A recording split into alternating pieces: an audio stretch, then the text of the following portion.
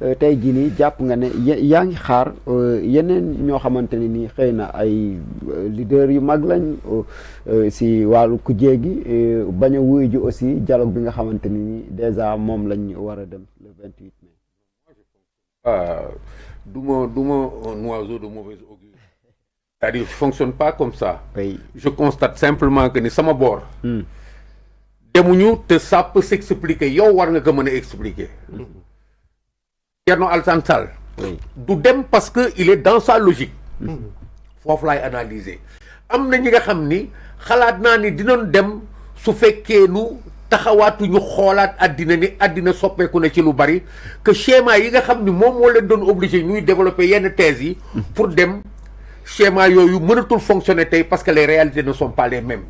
yaa ngi wax tout à l'heure nii que da ngeen di wax naan du ngeen dem dialogue ak ku yor paaka ci gannaaw. ñee dañ ko doon wax démb c'est pas la même chose. non c'est pas la même chose.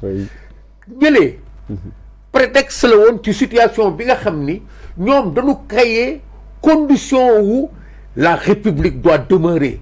Nous avons créé des mouvements pour sauver la République.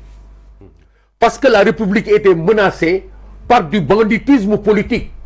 ay nit ñi nga xam ni dañu bëgg ñu nangul leen ñuy violenter tout et tout le monde autour d'eux parce que c'est des politiciens. mu nekk seen droit. ñooñu c'était normal que ñu agir ci ñoom ba du ñu yàq réew mi.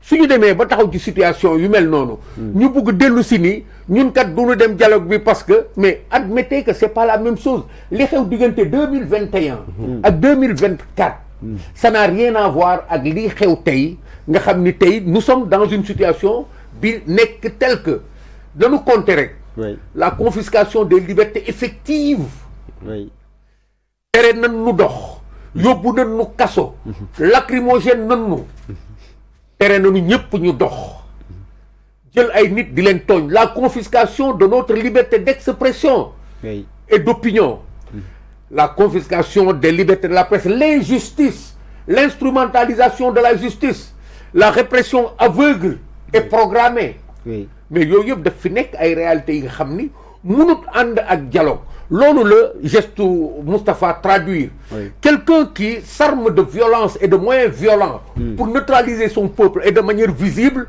kooku c'est quelqu'un qui marche avec un couteau lu mu def rek dafa am lu mu kàmb ci kanam loolu mooy sens su couteau bi kàmb ci kanam bi mooy lan qu'est-ce qu'il y a dans ce projet de dialogue bi nga xam ne ñoom waxuñu ko waxuñu ñu kaay ñu rey leen dañ ne nu kaay leen nu waxtaan te fekk ñun ñuy rey guddi ak bëccëg di rey askan wi guddi ak bëccëg ba noppi nag bëgguñu kasal kamb bi nga xam ne nous savons ce qu'il y a là-dedans c'est une dictature rampante bu am ñaari objectif neutraliser l'opposition en tant que camp d'en face et tu comprends mais occuper le pouvoir éternellement ci yan anam nous avons une situation qui est celle-là tey waratuñu woon am président ak nguur pourquoi parce que tout est biaisé dans ce pays-là parce que ñu yore réew mi doxaluñu yoon boo demee ba sa réew ñi nga xam ni yoo ko yore doxaluñu yoon ci yoon ba nga sentir ni même les règles fondamentales de fonctionnement de l'État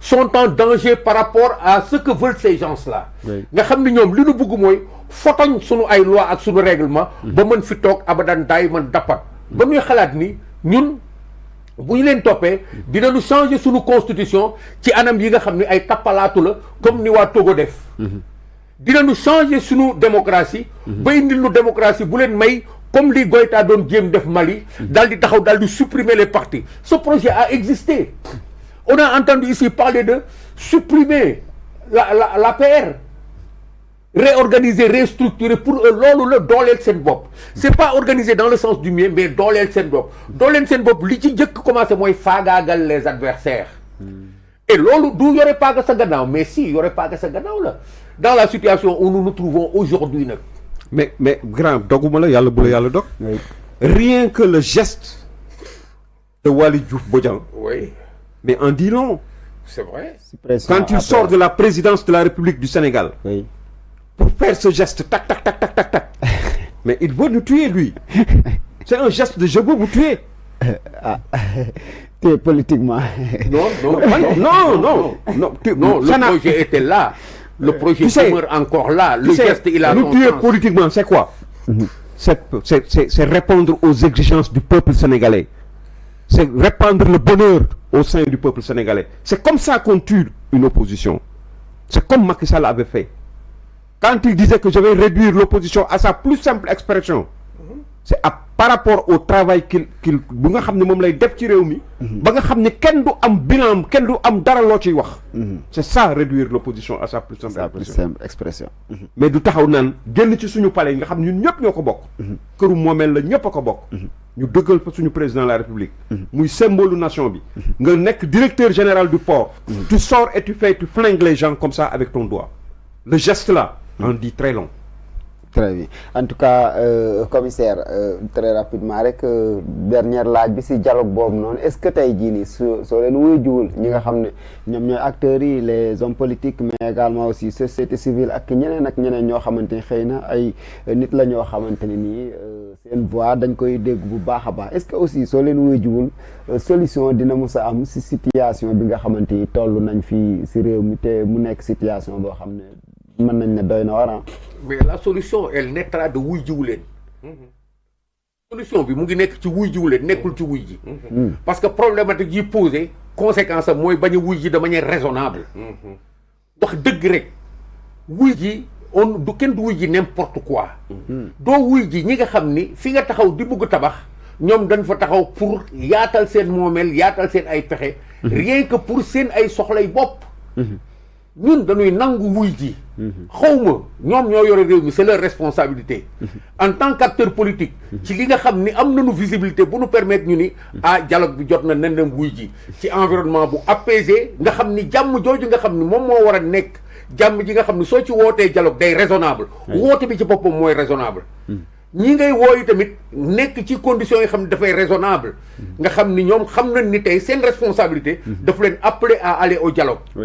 Mais doo créer une situation délétère une situation bu extraordinaire ba noppi ni nit ñi kaay leen nu waxtaan ci biir loolu dama xamul nan lañ fay waxtaane ak lan la ñuy waxtaan non dañuy dajale daal di ñuy utiliser def ñu prétexte pour organiser li ñu bëgg organiser parce que ñu ngi si kenn mënu leen wax kenn mënu leen woo ñu ànd kenn duñu waxtaan ak kenn suñu wootee waxtaan tey ça veut dire que effectivement ñoom li ñu taxaw mooy menacer la démocratie ils sont en train de le faire mais menacer nos institutions parce que faale wuñu démocratie ak institution yu démocratique ñoom li ñu faale mooy doole li ñuy woote dialogue yëpp li ciy pexe bi mooy fexe seen pexe bopp ba pouvoir bi nekk pouvoir bi ñu soxla maa ngi koy wax souvent est-ce qu'ils ne sont pas en train de se préparer à changer notre constitution dialogue politique la ñu laajte. Mais est-ce que sax dinañ leen bàyyi ñu yegg foofu parce que su ma waxee lool gis nañ décision yi nga xamante ni jël nañ ko suñu justice daanaka moom na boppam d'ailleurs sax yow wax nga ko si say biiri wax bi ngay doog a commencer est-ce que tey fi ngay yaakaar ne xëy na mën nañu njott ne ñoom fa lañ ñu bëgg a yóbbu ñi nga xamante ni ñoom ñoo ŋànk wàllum yoon dinañ ñu bàyyi ñu yegg foofu. ŋànk wàllu yoon si yoon bi ñuy jaar. ñi ŋànk wàllu yoon nekkuñu fa. ci beneen dimension pouvoir la. waaw ñoom suñu décider changer constitution bi. dañuy teg fële wàllu yoon ñaari mécanisme la ñu am assemblée nationale. wala référendum. te loolu du zone d'arbitrage yu këfin contenu bi moom bu nekkee ba nekk nag léegi ci la waa yoon di ñëw. mooy lan mooy contenu bu bees bu nekk ci constitution bi. waa yoon nag léegi valider constitutionnalité bi. et bu fekkee sax dans la phase préparatoire.